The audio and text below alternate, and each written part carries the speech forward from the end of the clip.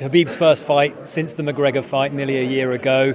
It's kind of regarded as a bit of a home game for him as well, because he's really taken this region to heart. He's bringing a lot of people over from Dagestan. He's got a lot of powerful people here that are big supporters of his. How does that add pressure for Khabib? And in terms of the build-up to the Conor fight, where there was so much animosity, how is this one different, and is it tougher for him to deal with, do you think? I certainly think it is different. I mean, it will be nice for him to it's more of a home game for him, I would say. He's going to have the majority of the support, if not pretty much all of the support. Whereas I feel like whenever he's fought before, it's always been, he's made the journey with his team, and he has great support wherever he goes because he's a great fighter and, people love him. But this is going to be this whole event is on his shoulders. We all respect Poirier for showing up, and the fans responded yesterday at the open workouts. They know he's a tough fighter, and they know that he's going to come and give everything he's got to give them a great fight. But ultimately, this is Khabib's show. He's carrying this whole event on his shoulders. He's got teammates on the card as well, which adds another layer of pressure to it. Islam Makhachev, he's a fantastic fighter. He's got a very tough fight in front of him. So, there are lots of things that can affect him, in the build-up to this fight. And I just feel like he's handling it so well. Yesterday at open workouts, he knew exactly what he wanted to do. He wanted to speak to the fans. He didn't want to work out. And I respect that decision making, and I just think he's got the strength of character to be able to pull it off. Hearing rumours that he's actually struggling with weight somewhat, Dan, are you hearing that? I'm not hearing that, but with him not working out yesterday, I was thinking about it. I'm trying to figure out, why he chose not to work out. And to be honest, my thought is that he didn't want to do like a 10-minute workout and start his body sweating, for it then to stop sweating, then try and get it started up again. So the smart thing to do would be to go, right, here's 2 or 3 hours later in the evening, we're going to really attack the weight hard and see where we're at. He's always had a bit of a battle with the scales. Since becoming a champion, he's gotten far better at it. But if you don't make weight as a champion, you lose your belt, and that's not the way he wants to be defeated. As a champion. So I think that there is an additional pressure on him to make the weight. Obviously, Poirier is going to make weight because he came up from featherweight, so he is the smaller fighter in there. It would just change the feel of the event if he didn't step on the scales at 155, because he wouldn't be defending his belt. It would be a very different circumstance. There's a handful of fighters in the UFC, Amanda Nunes being one, Khabib being another, who carry an air of invincibility about them, and they almost feel like even spectators, fans think they cannot be beaten. For Dustin Poirier, how tough is that mentally to approach when you're going up against a guy who has that aura? It's a unique circumstance. Fortunately, I can speak with a bit of authority because I was there when I fought GSP. Aside from myself and my 2 or 3 coaches, no one else thought I was going to win. No one thought I was going to beat GSP. And even I had doubts at times during training camp. I'm like, he is one of the greatest of all time. It is GSP. Yeah. But the difference with Khabib and with Poirier, and this was why I asked the question yesterday to Poirier, what are the benefits in the career that you've had over an undefeated fighter that's had, 27 fights into his career and he's never tasted defeat? There is a real benefit to having those trials and tribulations, to know that you can pick yourself back up, to know that you can come through a couple of rough rounds and then still turn it around and get the finish. And he's had hard fights, he's had tough fights. He's had a bit of a Michael Bisping career, I would say, with Dustin Poirier. He's gotten close a couple of times and he's fallen short and he's had to make adjustments. And that learning process, throughout his career is beneficial to this moment here, because he might have to adapt in the fight. He will most definitely have to adapt in the fight. Whereas Khabib, if it's not broke, you don't fix it. And unfortunately, if it breaks in the fight and you've not had a chance to fix it before, you've never learnt that lesson. You've never had to pick yourself up and adapt.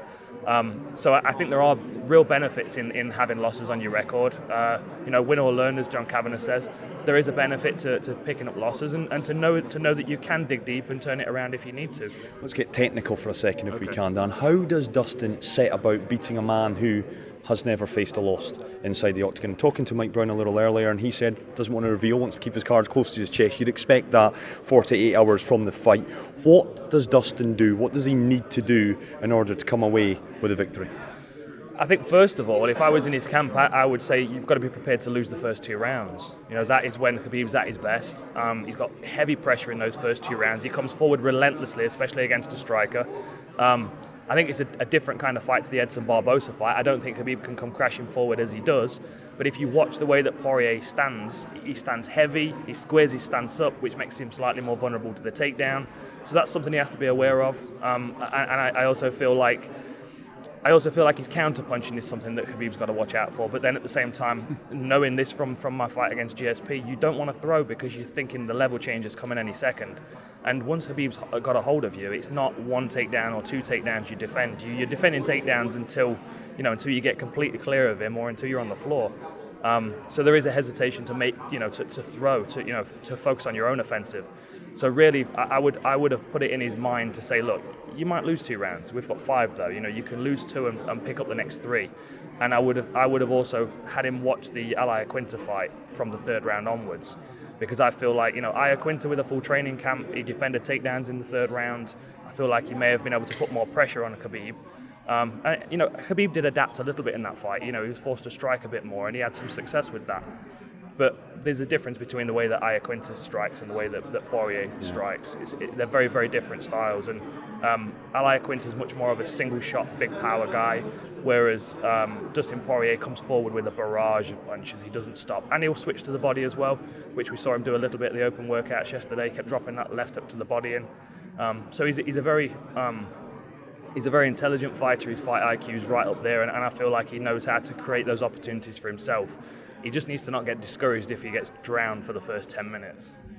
How is this division going to play out with Conor coming back just a couple of weeks ago and announcing that he's keen to get straight back into things, that he wants to fight maybe even this year? I think people are suggesting that he might fight early next year. Is he going to get the rematch that he wants with Khabib? Because we asked Khabib that question. He said, let's see him win 9 fights in a row before I grant him a rematch. But where does Khabib, assuming he beats Poirier, where does he go from here?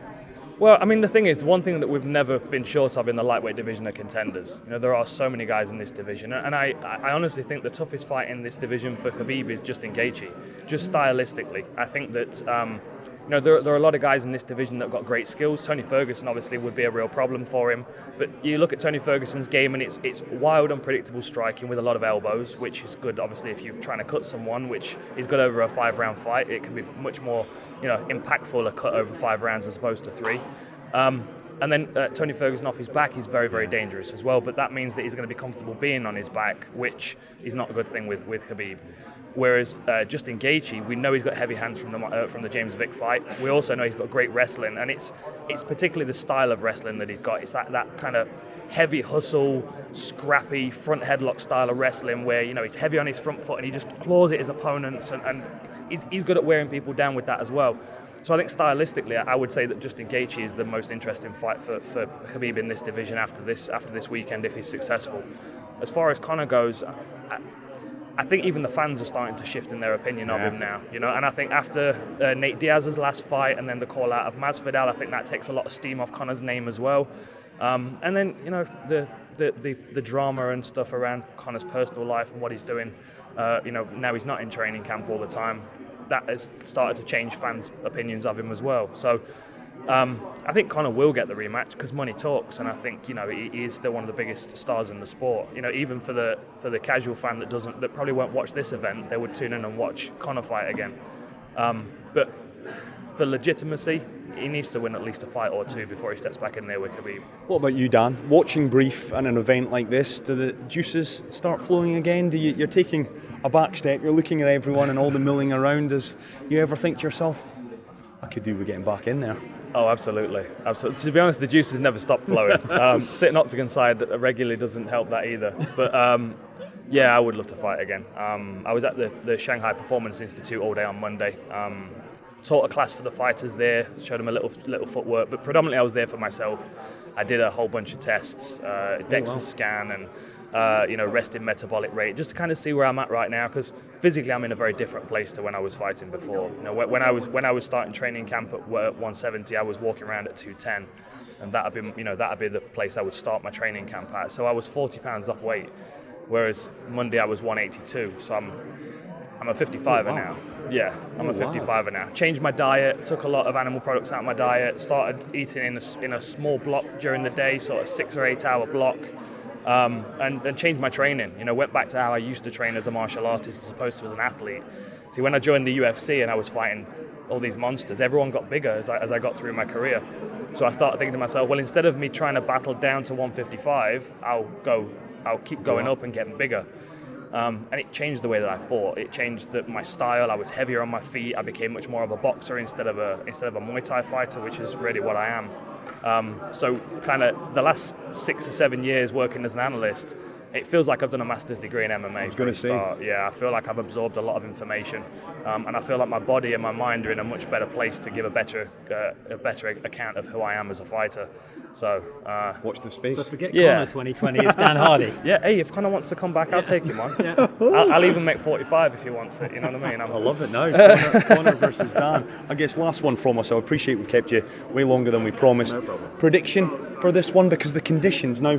I'm speaking to a few people who were there last night. The arena is hot. You've said something interesting there that Dustin, the first 2 rounds, with the pressure that's on Khabib, with the watching eyes of 1 or 2, as Robbie's rightly pointed out, high-profile individuals, is there a danger that Khabib maybe will just go a bit too hard? And if Dustin does stay back and is patient, there could be a shock here.